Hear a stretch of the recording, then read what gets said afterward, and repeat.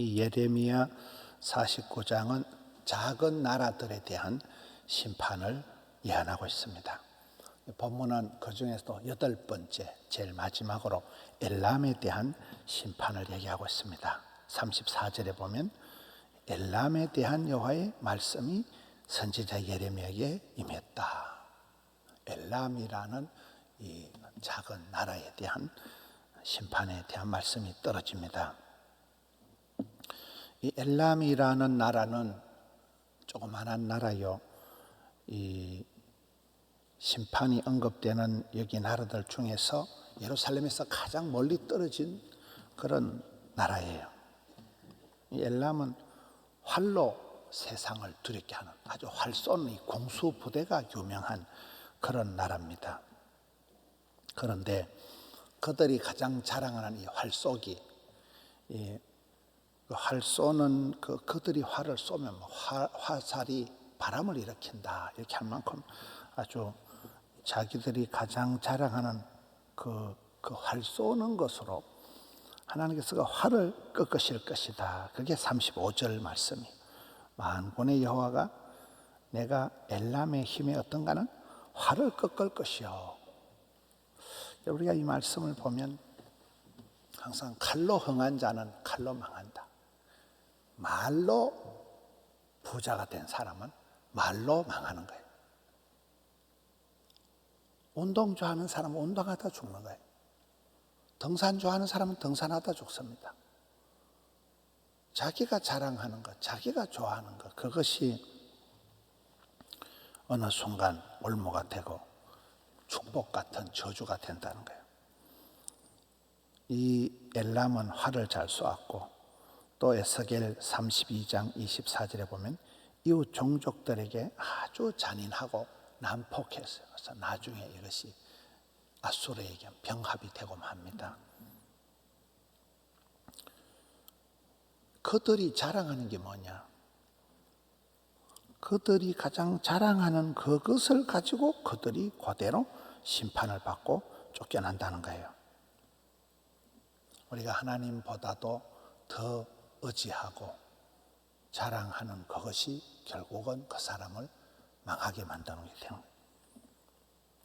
우리가 사람을 대할 때 그 사람의 기도 제목을 들어보면 그 사람의 소원이 무엇이냐고 들어보면 그 사람의 신앙을 알 수 있듯이 그 사람의 자랑거리, 가장 아끼는 것이 무엇이냐는 걸 들어보면 그 사람의 믿음을 단박에 알 수가 있습니다.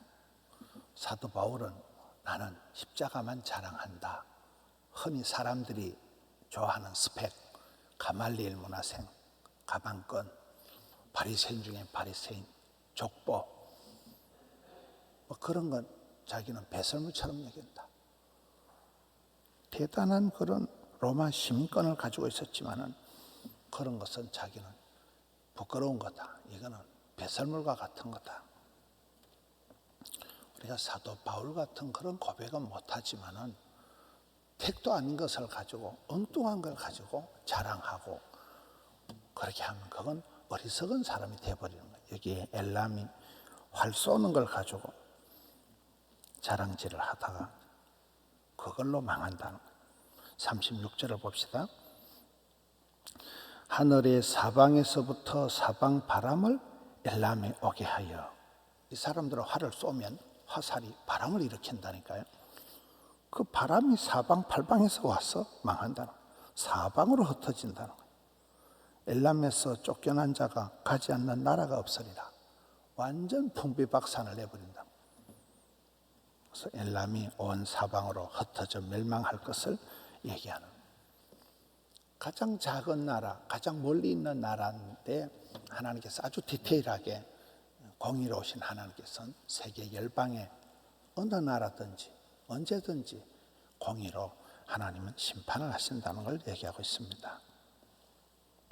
39절을 보겠습니다. 그러나 말일에 엘람의 포로를 돌아가게 하리라. 이게 아주 특별한 말씀이잖아요.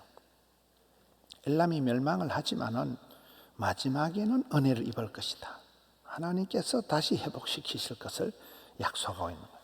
여러분 우리가 앞쪽에 보면 암몬이나 모압은 이 약속이 떨어집니다. 다시 회복될 것이다. 메시아 때 예수님 오시면 온 세상을 구원하실 때 그때 회복이 되는데, 그러나 에서의 후손 에돔 족속은 이 약속이 없다니까요. 그대로 끝장나버리는 거예요. 애프터가 없는 거예요. 다음이 없는 거예요. 얼마나 대단한 겁니까? 말일에 그때 나중에는 너희들이 돌아오겠다는 거예요. 회복된다는 거예요. 근데 기가 막힌 것이 사도행전 2장 9절에 보면 오순절에 예루살렘에 사람들이 많이 모여서 그때 방언이 터지고 구원의 역사가 일어나는데, 오순절에 예루살렘에 모인 사람들 중에 엘라민이 있어요. 그게 사도행전 2장 9절에 나오는 말씀이에요. 기가 막히잖아요. 그 쫓겨난 나라의 사람들이 사방팔방에 흩어졌는데 마지막 때에 구원받는 사람들 중에 엘라민이 들어가 있는 거예요.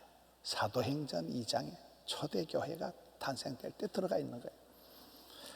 참 기가 막힙니다.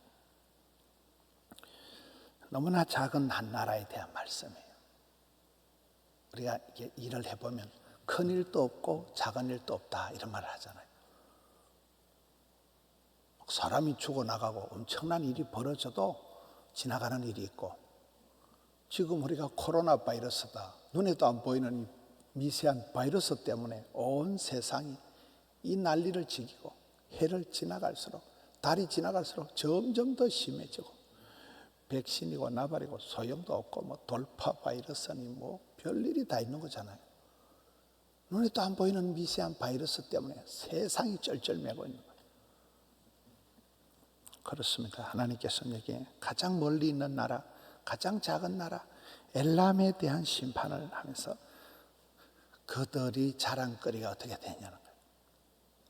뭐 화살 잘 쏘는 거 우리가 생각하면 좀 우습잖아요. 요즘 누가 뭐 활 잘 쏘는 거 가지고 뭐 먹고 삽니까? 무슨 올림픽에 금메달은 따지만은 그거 지금 누가 할 쏩니까? 총 쏘고 지금 뭐 최첨단 무기들이 나와버렸지만 그때 그 시대는 그게 최고의 자랑거리. 궁수 부대가 있다는, 특수 부대가 있다는. 지금 생각하면 우습지만은 그들은 그걸 자랑하다가 그대로 망한 거예요. 바람을 일으킬 정도의 화살 솜씨가 있지만 사방팔방에서 바람이 불어오듯이 삭풍이, 돌풍이, 광풍이 불어와서 완전히 박살이 나버렸다. 그래서 우리는 항상 하나님 앞에서 내 자랑거리를 점검을 해봐야 돼요. 기도 제목을 리뉴얼 해야 돼요. 기도 제목을 새롭게 해야 돼요. 내 소원이 욕심과 정욕과 자랑에 대한 욕심이라면 얼른 바꾸어야 돼요. 하나님 앞에. 내가 심지어 사랑하는 자식을 위해서 기도할 때도 하나님보다 내 자식이 더 우선되면 그게 우상이 되어버리는 거잖아요. 모든 건 주님 밑에 내려놔야 돼요. 내가 뭐 때문에 금식을 하고 내가 뭐 때문에 이렇게 하느냐. 오매불망 내 새끼. 그럼 그게 어떨 때는 예수님보다 내 자식이 더 소중할 때는 이게 바로 우상이 되어버리기 때문에 주님 앞에 기도를 하면 주님께서 우리 기도를 바꾸어 주시는 거예요. 기도를 우리가 변화시켜줘. 아, 내가 이 기도가 소원이 잘못됐구나. 내 믿음이 천박하구나. 내 믿음이 유치하구나. 여기에 엘람이 활 쏘는 것 자랑하다가 그대로 망해버린 내 자랑거리, 내 소원이 무엇이냐, 내 기쁨이 무엇이냐, 그거를 다시금 주님 앞에서 점검을 해서 에포트가 있는 삶을 살아가야 돼. 뭐 요즘은 저녁이 있는 삶을 살자, 내일이 있는 삶을 살아가야 돼. 소망이 있는 삶을 살아가야 돼. 엘람은 이게 모압은, 암몬은 회복이 약속되어 있다.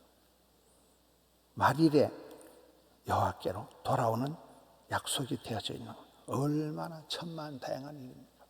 성도들이 이 땅에 살아가면서 엎어지고 자빠지고 병들고 실수하고 엉벙덤벙하지만은 예수를 믿으면 메시아 때에 최후 승리는 보장되어 있다.